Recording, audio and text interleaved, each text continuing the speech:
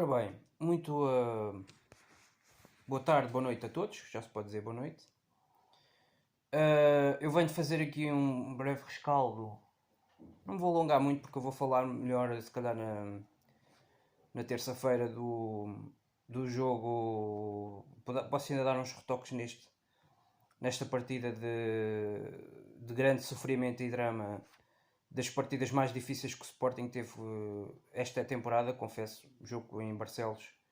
Depois de uma partida que ganhámos de forma tão fácil e serena na Madeira, frente ao Marítimo, na última jornada da primeira volta, na primeira jornada da segunda volta, perante uma equipa que já nos conhece melhor, tivemos de facto imensas dificuldades. Continuo a achar que nós não temos um grande plano B, não é? Enfim, acho que esta equipa continua a não demonstrar ter um plano B. Eventualmente poderei voltar a dar uma pincelada nessa partida num rescaldo mais aprofundado na próxima, em princípio, se calhar terça-feira, depois quando fizer também aqui o rescaldo da partida frente ao Passos. Mas acho que no geral foi uma vitória de uma equipa que procurou fazer melhor as coisas dentro do seu plano A, portanto, dentro do mesmo plano de jogo, mas metendo mais gente na frente, um bocadinho mais no desespero nos últimos 20-25 minutos. Mas na realidade, na segunda parte, penso que o Sporting foi, mesmo ainda nem sempre fazendo as coisas como deve ser. Acho que a primeira parte devo dizer, foi absolutamente desastrosa. Não gostei, se eu tinha dito aqui que gostei dos 60 minutos praticamente que o Paulinho fez no Marítimo, frente à formação insular, acho que nesta partida em Barcelos, sinceramente, não gostei absolutamente nada de Paulinho. Acho que foi uma nulidade completa, não acrescentou absolutamente nada na equipa. Não foi um jogador influente. Também não gostei, apesar de ter feito a assistência, é verdade, para o segundo gol do Coates. Foi ele que bateu o canto, que estou a falar, obviamente, do Nuno Santos, mas não é por ter feito essa assistência aos 92 minutos que eu não vou olhar para o resto do jogo. E no resto do jogo, em 90 minutos, Nuno Santos foi quase zero nesta partida. Portanto, acho que eu já ando aqui a falar do Nuno Santos há muito tempo, e eu não entendo que o Ruben Amorim, com tantas soluções que tem neste plantel, depois de um mês de janeiro que foi muito desgastante para esta equipa, com a equipa a ter jogos de 3 em 3 dias, que era algo que não estava habituado a esta época. Há jogadores que estão a precisar de descanso, claramente, e isto mais uma vez notou-se em Barcelos, e acho que o Ruben Amorim tem que começar a olhar para esta situação. Não é olhar para os nomes, não é olhar para as camisolas, é começar a olhar para a realidade. E a realidade, o Nuno Santos não tem estado a jogar bem nos últimos jogos. Portanto, não tem estado a jogar bem, tem que sair desde o jogo, talvez na Madeira, com o Nacional, que eu ando a notar que o Nuno Santos não está ao seu melhor nível. E desde esse jogo para cá até agora, praticamente ele só falhou um jogo, pelas minhas contas. Tenho a ideia que ele só falhou um jogo. Só num jogo é que não foi titular. Eu acho que isto é uma persistência estúpida quando tu tens um plantel que tem no banco Tabata, que tem até o Tiago Tomás, que pode entrar ali que pode jogar num dos corredores, agora com a entrada diretamente para o 11 do Paulinho, com o Jovem Cabral, que já anda a pedir uma oportunidade a titular há muito tempo, e sempre que entra nós vemos que há uma diferença na equipa, no futebol da equipa do Sporting. Há mais acutilância, há mais agressividade, há mais objetividade, há um jogador que dá muito mais velocidade nos corredores, e neste momento o Nuno Santos não está a fazer a diferença. É um jogador que eu acho que está a precisar de 1 ou 2 jogos no banco. Também não sei se esta questão de ele ver um cartão amarelo também o está a afetar, porque há uma data de jogadores que estão nesta situação, nesta equipa de Sporting, porque nós vemos amarelos na primeira volta, foi um disparate, não é? É das equipas que mais amarelos vê na Liga, de uma forma completamente aberrante. É muito fácil expulsar jogadores no Sporting, é muito fácil mostrar cartões amarelos a jogadores de Sporting, isto é incrível. E depois vemos o choradinho, a choradeira que foi estas 2 semanas que passaram da parte do Futebol Clube Porto, e em que dá-me vontade de rir. Dá-me vontade de rir. Só ver o Sporting, a quantidade de amarelos que esta equipa de Sporting já teve este ano. E vêm-me falar no capítulo disciplinar os outros clubes, que são sempre beneficiados. Eu fico, sério, eu juro-vos, fico com uma enorme vontade de me rir às gargalhadas. Quando eu ouço o Porto vir falar do critério disciplinar dos árbitros. Fogo. Eu estou olhando para a primeira volta toda, dá-me uma vontade de rir aqui, à gargalhada. Uh, mas eu já lá vou ao Porto. Continuando neste jogo. Acho que a primeira parte foi francamente má. Na primeira parte não tivemos progressão. Não tivemos Nuno Santos em campo e Paulinho. E desde logo, quer dizer, complica-nos logo a tarefa. Complica-nos logo a tarefa. E perante uma equipa organizada, com duas linhas compactas atrás, meio campo e no sistema defensivo, sobretudo na primeira meia hora, foi assim o Gil Vicente. Depois, no último quarto de hora, é que o Gil Vicente viu que o Sporting não desenvolvia. Foi uma equipa mais pressionante. Sobretudo os dois médios e os alas começaram a pressionar mais a primeira zona de construção da equipa de Sporting. E foi um ver-se-tavias. E na realidade, se o Gil tivesse chegado ao intervalo a ganhar por 2-0, não era escândalo nenhum, como o Boa Vista chegou ao intervalo ontem no Dragão a ganhar 2-0. Porque realmente na primeira parte, Paulinho foi um zero à esquerda e à direita. O Nuno Santos está há muito tempo a arrastar-se em campo. E pá, isto é um problema para o Sporting.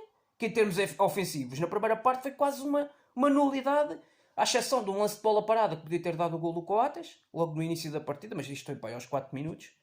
Pá, e de resto, esta equipa criou muitíssimo pouco e a vantagem, diga-se, em abono da verdade ao intervalo para o Gil Vicente, justificava-se plenamente, porque foi uma equipa que arriscou mais, foi uma equipa que foi mais à procura e foi uma equipa, essencialmente, que os jogadores percebiam exatamente o que é que tinham de fazer em campo, estavam muito mais organizados em todas as linhas de jogo e percebiam, esta equipa levava a lição bem estudada. Percebiam como é que podiam travar este Sporting e como é que podiam bloquear o lado criativo desta equipa do Sporting. O Pote ia tentando fazer qualquer coisa, mas depois na frente o resto, Nuno Santos e Paulinho, completamente nulos. O Porro também não teve muito bem na primeira parte. Pá, e quando esta equipa perde esta capacidade criativa do meio campo à frente, é uma enorme dificuldade. E depois, sistematicamente, nós começamos a sair a jogar, começamos com uma construção de jogo desde trás. O guarda-redes, repararem nos jogos do Sporting, o guarda-redes, o Adano, raramente mete bolas para a frente. Tentamos sempre sair a jogar em reposições de bola, de pontapés de baliza, o que for. Tentamos sempre sair a jogar desde trás.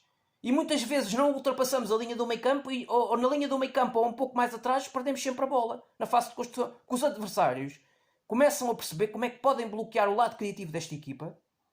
E muitas vezes são os próprios alas que jogam mais por dentro, que perdem muitas bolas e dão iniciativas aos adversários e dão possibilidades de transições em contra-ataque. Porque estamos muito lentos na fase de construção. Na primeira fase de construção e na segunda fase de construção, o Palhinha também não esteve tão bem. O Mateus Nunes cometeu muito mais erros. A meu ver, quando entrou o João Mário na segunda parte, mudou o jogo completamente. Porque é um jogador que dá outra capacidade criativa. Sobretudo o João Mário e o Bragança. Pá, porque sinceramente, o Mateus Nunes não tem que jogar sempre. Isto é um erro. Isto é um erro escandaloso. Meter o Mateus Nunes a jogar sempre. Agora, quer dizer, quando não nos podemos esquecer que na primeira volta houve muitos jogos que criticámos o Mateus Nunes quando ele foi titular. E quando ele teve que assumir. E não é o Mateus Nunes, não é em 2 ou 3 jogos que de repente passa de bestial a besta. Não pode. Ou de besta a bestial. Porque na realidade o Mateus Nunes ainda está verdinho. Em muitos aspectos do jogo o Mateus Nunes está verdinho. Pá, e a primeira parte em Barcelos foi nítido. Quantas bolas perdeu o Mateus Nunes na primeira parte? Pá, é inacreditável. É inacreditável. E depois, mais uma vez, eu digo, nós temos que recuperar Nuno Mendes. Nós temos que jogar com o Nuno Mendes. Vitorino, me desculpa a sua coragem, a sua vontade, a sua abnegação, todos esses aspectos do jogo que eu acho que são importantes um jogador ter. A raça, essa alma. Mas se não a mostrares qualidade nas tuas ações, é muito complicado. Quer defender, quer atacar. O Antunes, na maior parte do tempo que teve em jogo, em 45 minutos, não equilibrou a equipa. Desequilibrou a equipa quase sempre, constantemente. E era muito por aquele corredor direito de ataque do Gil Vicente, que o Gil Vicente muitas vezes explorava situações em que o Antunes estava completamente fora dela. Completamente fora do posicionamento. E, portanto, ali tem que jogar corredor esquerdo defensivo do Sporting, tem que jogar Nuno Mendes. Tem que jogar Nuno Mendes. Eu não posso aceitar que um jogador esteja sempre lesionado, como o Nuno Mendes. O Nuno Mendes tem que jogar. Nós temos já este problema, e é com os jogadores africanos. Já a mesma coisa, temos este problema com o Giovane. Não pode acontecer, pá. Os jogadores constantemente, qualquer coisa, lesionam-se. E depois estão 2 ou 3 jogos de fora. Já com o Rio Ave ficou de fora o Nuno Mendes e a gente não ganha um jogo. Porque aquele lado esquerdo, nós precisamos ter um lateral que equilibra a equipa defensivamente. E do lado direito precisamos ter outro que defenda, que ajude a equipa, que equilibre a equipa defensivamente. porque senão vamos estar sempre expostos aos contra-ataques e às transições dos adversários. Foi assim que sofremos o golo. Epá, é mais um jogo ridículo do Neto, pá. Ganhem coragem de uma vez por todas e terem um Neto, pá, do 11 inicial. Já estou farto do Neto. É que é o Neto e o Antunes lixaram-nos defensivamente completamente o jogo na primeira parte. Foi aberrante, foram aberrantes as exibições destes dois atletas. Claramente nos prejudicaram o nosso jogo. E o Sporting saiu ao intervalo parcialmente a perder por 1-0 e podia estar a perder por 2-0 porque fomos francamente maus na primeira parte. E isto é uma mensagem que fica para o Ruben Amorim, que é inadmissível a primeira parte que o Sporting faz em Barcelos. E, sobretudo os jogadores não mostrarem capacidade, os jogadores não mostrarem capacidade de se reunirem, de termos um capitão de equipa que chama os jogadores à razão. Não é? Que é isto que o Coates devia ter feito na primeira parte. Pá, puxar por eles. Tem que haver um capitão como se vê no Porto, o Pepe. Qualquer coisa esteja a correr mal, o Pepe de repente intervém. Ok? E nós estávamos... A coisa estava a correr francamente mal na primeira parte e eu não via um capitão dentro do campo a chamar os colegas à razão. Ok? E viam 3 ou 4 jogadores que literalmente andavam no campo com a camisola do Sporting, com o símbolo do Sporting, mas que andavam a passear em campo. Que andavam a passear as camisolas. O Nuno Santos, o Vitorino, o Neto. E isto é inadmissível numa equipa como o Sporting. E o Mateus Nunes. E o Mateus Nunes no meio campo, que eu também critico. O Sporting quase que nunca teve meio campo na primeira parte. Quase que nunca teve meio campo na primeira parte. O Palhinha a perder bolas, o Mateus Nunes a perder bolas. E isto não é aceitável. Não é aceitável, pá. Portanto, eu não quero ver primeiras partes como vi em Barcelos. Devo já dizer isto ao Ruben Amorim. Não quero ver primeiras partes como eu vi em Barcelos. Pá, os jogadores que não têm atitude, que não puxam uns pelos outros em campo, não temos capitão de equipa a chamar a razão os outros. Tem que ter. O Sporting tem que ter. O Coates está aqui há 4 anos, já devia ter essa responsabilidade. Ora, eu próprio no jogo ver os jogadores. Ver os jogadores a andarem no campo a vestirem a camisola do Sporting. Não, meus amigos. Tu aqui tens de correr. Tu aqui tens de correr. E ele tinha que dizer isto ao Nuno Santos. Pá, o Nuno Santos anda ali a passear no campo, pá. E tem que ajudar a defender no corredor esquerdo. O Antunes estava mal, mas o Nuno Santos estava lá à frente e não ajudava a defender. Pá, os jogadores têm que correr. Os jogadores têm que correr. Quando o meio campo não funciona e os laterais não estão atentos, concentrados, os extremos, os alas que jogam por dentro mais à frente têm que ajudar e recuar e ajudar a equilibrar a equipa. Porque estávamos mal no meio com o Neto, estávamos mal na lateral esquerda com o Antunes e o Nuno Santos lá à frente estava a passear a camisola. Isto é inadmissível num clube como o Sporting. O Paulinho anda a fazer não sei o que é que o Paulinho faz até agora, em 2 jogos. Golos 0, e fomos contratar o Paulinho por 16 milhões, era para ele vir fazer golos, não é para ele andar a passear no campo, ok? Não é para o Paulinho vir passear no campo. Está a marcar menos golos, está a ter rendimento mais fraco, o próprio Sporar. Pá, por amor de Deus. Quer dizer, pá, eu fiquei passado completamente dos carretos com a primeira parte que esta equipa fez. Completamente passado. Epá, depois na segunda parte mudou tudo. Entradas de João Mário e Daniel Bragança no corredor central do meio campo. E o Sporting passou a ter meio campo. Pá, me desculpe o Ruben Amorim, mas o João Mário tem que jogar sempre. O João Mário, pelo estatuto tem, médio campeão europeu, e Portugal foi campeão europeu muito graças a grandes exibições do João Mário. O João Mário é um nível top em França, porque não vamos andar aqui a inventar e a baquear, não vamos aqui andar a branquear nada. Sem Ronaldo naquela final, nós fomos capazes de bater-nos com a França porque tivemos o João Mário top.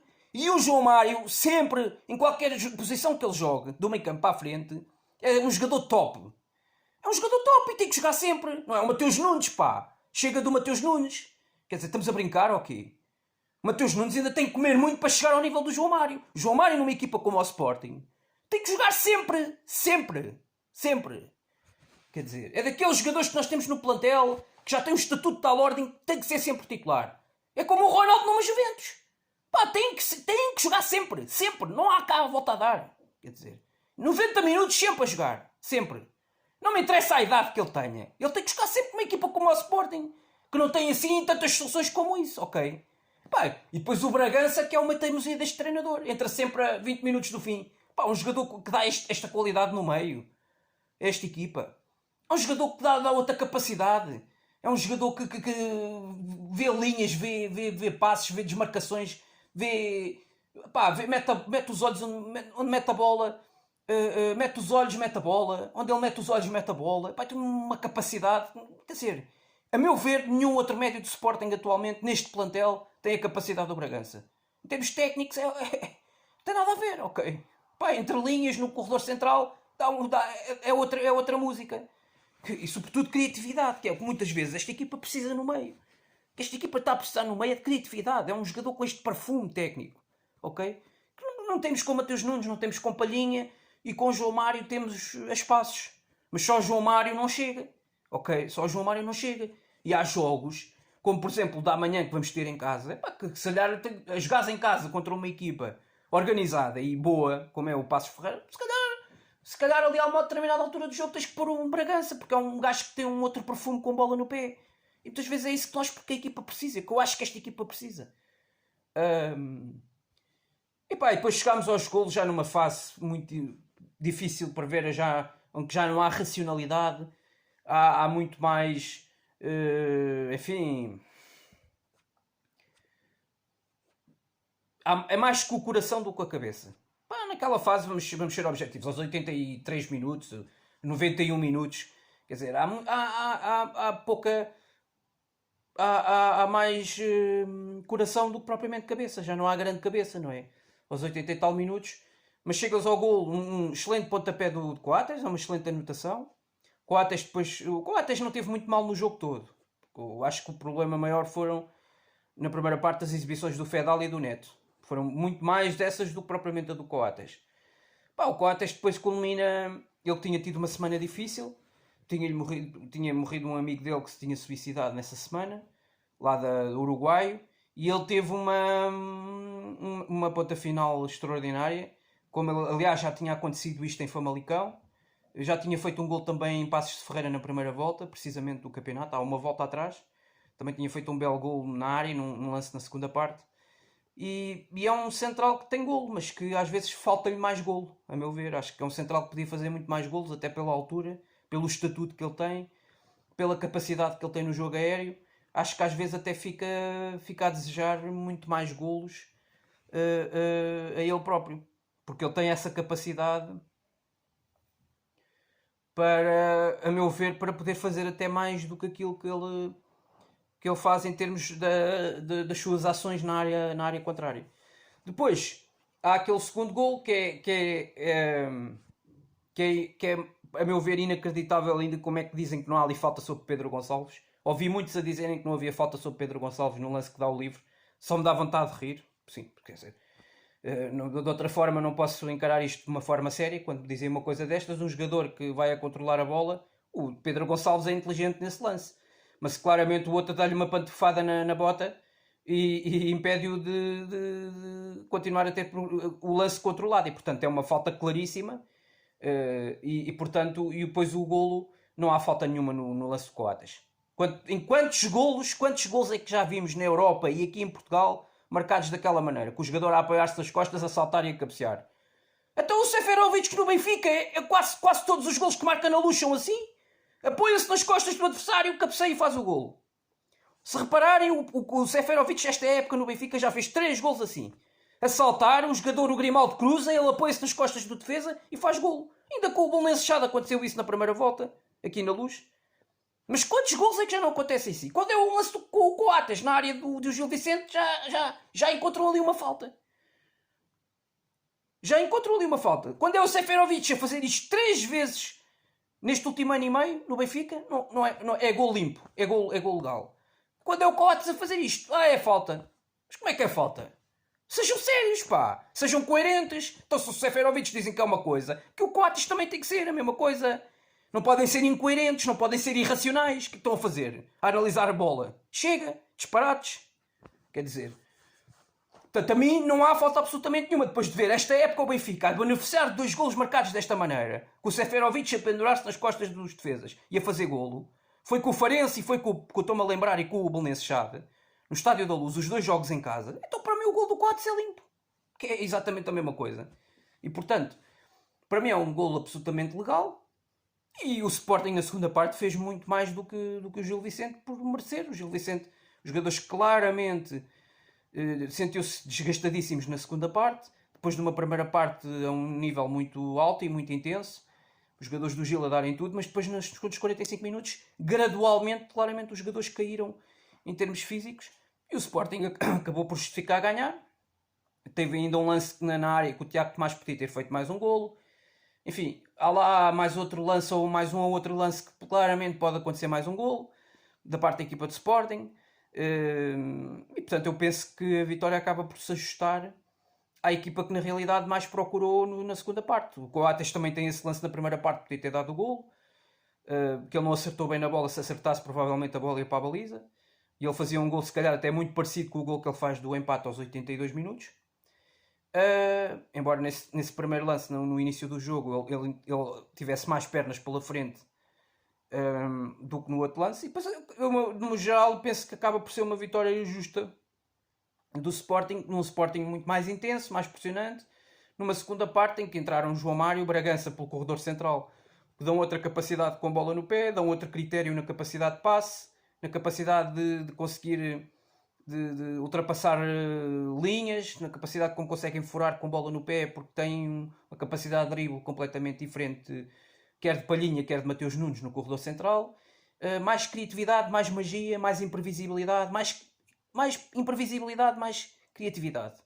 Foram duas palavras-chave do Sporting na segunda parte, sobretudo no entre-linhas, no corredor central, naquele balcão ali junto ao balcão da área contrária. E aí o Sporting foi muito mais objetivo, com os jogadores com mais capacidade de drible e que têm a melhor relação com a bola. E depois, enfim, um Coates quase a jogar a segunda avançado, que acabou por culminar na forma como ele acabou por fazer 2 golos. E 2 golos legais. A entrada importantíssima também, a meu ver, para o trio de ataque do Tiago Tomás, porque o Nuno Santos e o Paulinho foram quase a 0 na primeira parte. Portanto, acho que acaba por essas alterações, mais uma vez, as alterações que o Ruben Amorim promove, logo no início da segunda parte, fazem a diferença no resultado final e no jogo. Alteram completamente a forma como a equipa está a olhar para o jogo, e mesmo não mudando o sistema, não mudando o modelo tático, a equipa, ela com o plano A, com o plano inicial, com o plano de sempre, no mesmo sistema, ela consegue, com alterações não no modelo do sistema tático, mas alterações das características dos jogadores, a equipa consegue fazer a diferença com esse aspecto essencialmente. Bom, feito que está praticamente o rescaldo assim no geral do Gil Vicente 1, Sporting 2, passamos, e uma vitória que acabo por considerá-la justa, mas uma palavra aqui para a primeira parte do Sporting, que foi desastrosa e que eu não quero ver repetirem-se 45 minutos sem intensidade, sem qualidade e sem capacidade na primeira fase de construção, como nós demonstrámos nesse jogo frente ao Gil Vicente em Barcelos. Um campo difícil, onde o ano passado, por exemplo, nós perdemos lá 3 pontos, e portanto, naquela caminhada horrível que fizemos na época passada. Mas o momento também, claro, obviamente ajuda, não é? O momento hoje é outro que vivemos, e isso também faz a diferença. E a alma, a crença, a capacidade que esta equipa de acreditar até ao fim é o que tem levado esta equipa para esta distância pontual que ela tem em relação aos outros, e esta força anímica que a equipa consegue ter. Passando e dando uma pincelada geral no jogo de ontem. O Porto 2, Boa Vista 2, devo dizer que o resultado ajusta-se completamente àquilo que se viu no jogo, quer dizer. Eu já ouvi muito falarem do lance que dá o primeiro golo ao Boa Vista, que aliás é um grande golo do Jackson Poroso, aos 8 minutos. Mas eu confesso que eu ainda não tinha visto esse lance e não analisei... não analisei ainda muito bem essa jogada, todo esse momento. Dizem que não há canto. No canto que vai dar o golo acontece o canto, e que nessa situação, na jogada que dá o canto, não era canto. Portanto, é um jogador, ao que dizem, é um jogador do Boa Vista último a tocar na bola antes dela sair pela linha final, e não era razão para haver pontapé de canto. Eu não sei se havia canto ou não havia canto, mas eu já vi muitos lances assim. Já vi o Benfica a empatar um jogo no Belenenses, no Restelo, pelo Jonas, num lance anterior ao livre que dá o gol do Jonas. Há um canto que é marcado a favor do Benfica que não era canto, e portanto que era pontapé de baliza para o Belenenses, e o Belenenses estava a ganhar o jogo e estava muito próximo de ganhar o jogo ao Benfica para o campeonato. O Benfica ganha um pontapé de canto que não era canto e consegue levar um ponto do Restelo quando não devia ter levado sequer um único ponto, e portanto com um erro de arbitragem grosseiro. E portanto, quer dizer, eu acho que lances destes no futebol português é aos magotes. Quando beneficiam o Porto, quando beneficiam o Benfica, quando beneficiam o Sporting, não se passa nada. Quando são as equipas pequenas sistematicamente a serem prejudicadas, não se passa nada. Quando isto é com o Porto, queixam-se por tudo e por nada. Agora até de cantos já se queixam. Até já de cantos se queixam. Quando o Porto, em Passos de Ferreira, este ano, teve um penalti a favor no fim da primeira parte, que não era penalti nenhum. Que não era penalti absolutamente nenhum. Como ontem o Porto chega ao golo do 2-1, um penalti que é completamente inventado. Com o Evanilson ninguém lhe toca. O Evanilson é que vai ao encontro do jogador do Boa Vista, dentro da área. Claramente cava um penalti que não existe. E como é que com o vídeo árbitro não se vai ver? Outra, jogo com o Marítimo no Dragão este ano, também naquele estádio, o Marega marca um penalti contra o Marítimo, que é um penalti surreal, que é o Marega que vai tocar no pé do jogador do Marítimo e assinala um penalti. Portanto, o Porto só pode estar a gozar com a nossa cara. O Porto e os jogadores, os dirigentes do Futebol Clube Porto, só podem estar a gozar com a nossa cara. Quando se queixam do canto que dá o primeiro gol do Boa Vista. Quando, na segunda parte, o Sérgio Oliveira marca gol num pontapé de penalti, que é surreal. E, portanto, mais não posso dizer. Claro que eles na televisão, nas televisões não vão falar do penalti a favor do Porto, que não é penalti nenhum. Vão dizer que é penalti. Estes papalvos, não lhes posso chamar outro nome, ok? Vão dizer que aquilo é um penalti. Mas é um penalti aonde? Aquilo não é um penalti. Aquilo parecia uma queda a pau-futre dentro da área. Aquilo é surreal, aquela queda do Evanilson. E, portanto, para mim, esse é que é um lance grosseiro. E eu não percebo como é que todos os lacaios e os cartelheiros do Futebol Clube Porto na televisão não veem isto, que é o óbvio. Veem o primeiro gol do Boa Vista e o penalti a favor do Porto, que dá o 2-1, o 1-2. Um penalti que é escandaloso.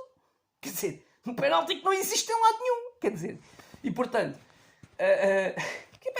eu acho isto uma piada tremenda, meu. Vem-me falar de um pontapé de canto que dá um gol do Boa Vista. Fónix, quando na segunda parte tem um penalti a favor, que é uma coisa que dá-me para rir. Dá-me para rir. E mais inexplicável do que isto, mas mais do que isso, quer dizer, o Boa Vista tem 4 oportunidades de gol na primeira parte. O que é que o Porto fez? Absolutamente nada. Absolutamente nada. Isto é um Porto claramente a pensar no jogo com a Juventus. Mas isto alguma vez admite-se uma coisa destas? Um Porto a pensar na Juventus quando está no campeonato, está a 8 pontos do primeiro classificado e vai para este jogo a pensar no jogo com a Juventus. Isto é responsabilidade do treinador. Isto é responsabilidade do treinador. Ok, não tem o Luís Dias disponível para este jogo. Ok, não tem o coisa disponível para este jogo. Mas quer dizer, não tem o Uribe. Mas quer dizer, o Porto tem um plantel vastíssimo.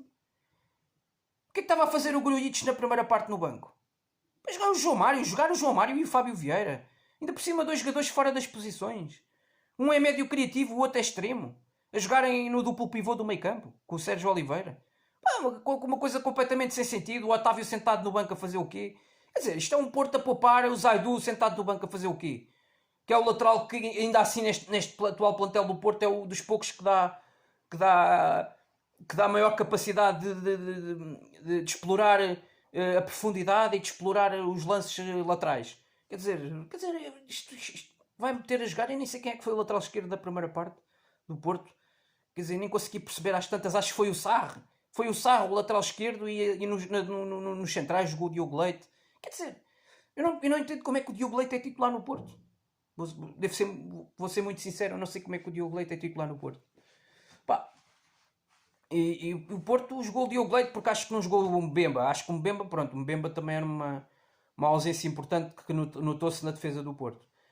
Mas quer dizer, o Porto na primeira parte foi 0. Na primeira parte, muito bem o Boa Vista. Também não percebo porque é que só jogam bem nos jogos contra os grandes, que é uma coisa que me faz uma certa confusão. Mas só o Alberto Ellis, o avançado, o andoranho da formação do Bessa, teve 2 ou 3 oportunidades na primeira parte. E portanto, claro, Zuma dá com o joelho. Se tivesse dado com o pé, provavelmente fazia golo. O Marchesini nem chegava àquela bola. E foi mais uma vez o Marchesino a safar o Porto, do Porto perder este jogo na realidade. Porque provavelmente o Boa Vista tem ido para o intervalo e podia perfeitamente ter ido a ganhar por 3-0. Não era nada escandaloso, era o resultado que o Benfica tinha levado deste Boa Vista no Bessa. E era perfeitamente ajustado, porque o Porto não jogou nada, zero. Concordo com o Sérgio Conceição, que foi talvez um dos piores jogos do futebol com o Porto desta época. Se não o pior. O pior jogo em termos de primeira parte. Foi uma primeira parte francamente má do futebol com o Porto. Jogadores a pensarem na Juventus quando ainda tem que buscar o campeonato. E o campeonato é o mais importante para o Porto, porque o Porto não vai fazer nada com a Juventus. O Porto não vai fazer nada na Liga dos Campeões. O que é que o Porto vai fazer? Pá, sejamos sérios, sejamos realistas. O Porto tinha que focar tudo era no campeonato. Quer dizer, isto é completamente inadmissível a primeira parte que o Porto faz. Portanto, o resultado ao intervalo era justidíssimo. Um golo, uma excelente jogada que dá o segundo golo do Ellis, na esquerda, uma combinação, se não me engano, do Mangas com o Ángel Gomes, e depois uma excelente jogada. Ninguém do Porto a defender o corredor direito. O jogador, o Mangas, entra pela área dentro do Porto à vontade e depois mete a bola onde ele quer. Muito bem depois o Ellis a solicitar a bola ao segundo poste e a introduzida na baliza. E o primeiro golo é um grande cabeceamento do Jackson Poroso, um míssil para dentro da área, se não me engano, para dentro da baliza, aliás, que se não me engano foi um pontapé de canto batido com grande classe, se não me engano, pelo Ángel Gomes. E está às tantas ao intervalo, Porto 0, Boa Vista 2, e um resultado absolutamente ajustado de Boa Vista na segunda parte. Porto mais intenso, o Porto a meter os jogadores nas posições certas, Otávio, Zaidu, o Taremi ligou-se mais ao jogo, tirou o Marega é outra nulidade, é outro jogador que tem claramente estatuto neste futebol com o Porto e que eu ainda não percebi muito bem porquê. É um jogador que parece que tem que jogar sempre, não percebo. Também comprou uma no futebol com o Porto. Eu no Sporting digo que é uma gamebox, eu no Porto não sei como é que dizem. Como é que dizem no Porto que é os cartões, o que é que eles chamam aos cartões de sócio no Porto. Mas parece que tem uma gamebox, tem uma gamebox de campo, que é o que eu costumo dizer. O Benfica é o Pizzi, tem uma red pass de campo. Que é a sensação que me dá, quer dizer, jogadores que não rendem absolutamente nada e que continuam sistematicamente a ser utilizados. E o Marega foi mais uma nulidade ontem, primeira parte ridícula do Moussa Marega. Quer dizer, este ano já se percebeu em 4 ou 5 jogos que não está ao nível dos últimos 2 anos. Quer dizer, e por exemplo, o Evanilson podia ter jogado desde o início. Entrou o Evanilson, mudou a história do jogo. Entrou o Chico Conceição, mudou a história do jogo. O Porto beneficiou de um penalti. Apesar de tudo isto ser verdade, o Porto mais pressionante, mais intenso. O Porto só chega ao gol num lance de pontapé de penalti, que a meu ver não é penalti. É claramente o Evanilson a atirar-se para o chão dentário, a procurar contacto e a procurar enganar o árbitro com um penalti, e pelos vistos se enganou. E o Sérgio Oliveira faz gol, que é assim que o Porto marca. É sistemático. Aliás, não foi o minto. O 2-1 foi numa situação diferente. Foi uma situação, o Porto, mesmo no 2-1, o Porto teve alguma felicidade, que a bola bate ainda no Pepe, dentro da área, é uma bola que salta para a entrada da área, uma boa jogada do Corona na direita, um cruzamento para atrasado já no interior da área, depois de uma boa jogada individual, o Corona é o costume, e depois é o Taremi que remata, a bola ressalta no Pepe e acaba por trair o guarda-redes do Boa Vista. O Porto chega aí ao 2-1, que acaba por se justificar porque o Porto já estava muito por cima do Boa Vista nessa fase, e o Porto estava a pressionar muito e estava a criar muitas situações, e acaba por chegar ao golo de uma forma, acho que até algo natural. O anormal foi o rendimento geral da equipa do Porto na primeira parte, e depois nessa fase da segunda parte, aí foi aos 15 minutos da segunda parte, aliás aos 5 minutos da segunda parte, o Porto chegou ao 2-1 e depois faz o 2-2 num pontapé de penalti, que já foi muito tarde no jogo, já foi aos 70 e tal minutos, se não me falham as contas. O Porto chegou ao 2-2 aos 78, num penalti completamente surreal. E com vídeo árbitro eu não consigo achar aceitável marcar-se um penalti destes. Não consigo achar aceitável. Como é que se marcam? Este para mim é o erro mais grosseiro do jogo de ontem. É o erro mais grosseiro, claramente. Como é que se marca aquele penalti? É que é incrível. E depois o 2-2, e depois é mais um penalti, esse já mais claro, sobre o Chico Conceição dentro da área, que o Sérgio Oliveira acaba por ter pontaria a mais, atira no poste. Mas as melhores oportunidades claras do jogo são do Boa Vista na primeira parte. Mesmo na segunda parte é um Porto, ok, mais pressionante, mais em cima da área do Boa Vista, praticamente só se chegou em meio campo do Boa Vista, na segunda parte. Mas o Porto nem sempre a equipa muito... O Taremi ontem não esteve ao nível que costuma estar nos outros jogos, ou que tem estado nos últimos jogos. E logo aí vê-se a dificuldade que o Porto tem. O Marega que também está em fase não. E o Porto tem dificuldades para desenvolver melhor o seu ataque até chegar à baliza adversária, até chegar à área. O Porto consegue fazer muitos movimentos, muitas ações com bola e sem bola, muitas vezes aquele jogo direto dos centrais diretamente para os avançados, sobretudo quando o Porto meteu lá mais gente na frente, o Chico Conceição, o próprio Evanilson, com mais mobilidade na frente, o Taremi, o Corona, mas depois faltou muitas vezes no último terço uma melhor capacidade de definição, muitas vezes os jogadores pareciam que bloqueavam, e não fossem lances de bola parada, quer dizer, o primeiro golo, que é um golo que surgiu assim um bocadinho às 3 tabelas, o lance do penalti, e pouco mais, quer dizer, o Porto pouco mais teve na realidade de sumo, de coisas claras, não é? Grandes oportunidades. Às vezes há aqueles jogos que o Porto tem 5 ou 6 oportunidades no mesmo jogo. Não foi o caso de ontem. Portanto, não se sentiu isso. E o Boa Vista acaba por justificar o empate. O golo acaba por ser bem anulado ao Evanilson, porque pelos vistos há aquela mão. Eu ainda não consegui perceber, não consegui ver uma imagem nítida, clara, que me dissesse que aquilo é uma mão.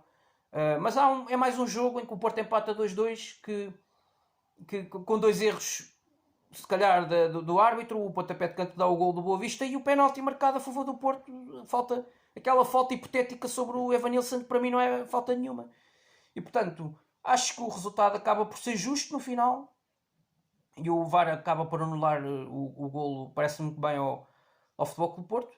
E portanto, isto é o Porto a perder mais 2 pontos e praticamente, se o Sporting vence amanhã, é para entregar o campeonato. Não me acredito que o Sporting, mesmo a faltarem disputar 15 ou 16 jornadas deste campeonato até ao fim, não acredito que o Sporting perca uma vantagem de 10 pontos. Portanto, pode perder 4 pontos, 5 pontos, mas não acredito que perca 10 pontos. Portanto, sinceramente. E, portanto, pelo menos o Sporting tem tudo nas mãos. A partir daqui tem tudo nas mãos. Porque os outros vão-se ter que defrontar. Era como dizia ontem um comentador que eu ouvi na televisão: todos têm que se defrontar uns contra os outros. Temos os casos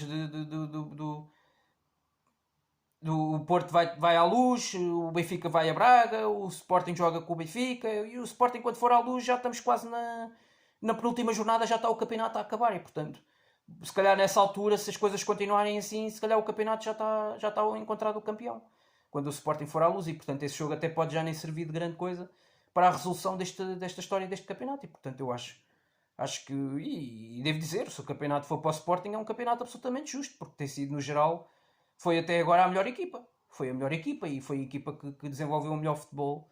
Foi a equipa que aproveitou melhor esta situação de não ter competições europeias e não ter mais desgaste, mais cansaço. E portanto acaba por ser a concretizar-se um justo vencedor desta liga, porque tem sido claramente a melhor equipa no geral. Portanto, dito isto,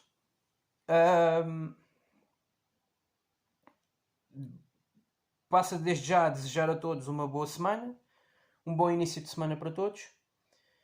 E vamos amanhã ver o que é que vai dar esse Sporting Passos Ferreira, que é o jogo mais interessante desta jornada.